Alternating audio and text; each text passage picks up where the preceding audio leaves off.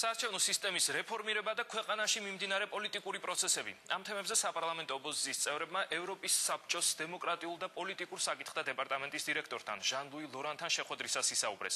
უმცირესობის წევრებმა მას დეტალური ინფორმაცია მიაწოდეს საარჩევნო კოდექსზე მუშაობის შესახებ.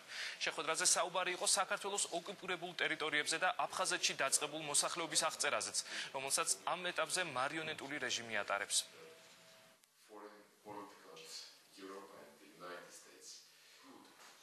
ჩვენი ქვეყნის ეროვნულ ინტერესს წარმოადგენს ევროპის უსაფრთხოების სისტემის ნაწილად ქცევა და ჩვენი დაახლოება სოციალური კეთილდღეობის ხარისხის დაახლოება ევროპულ სტანდარტებთან.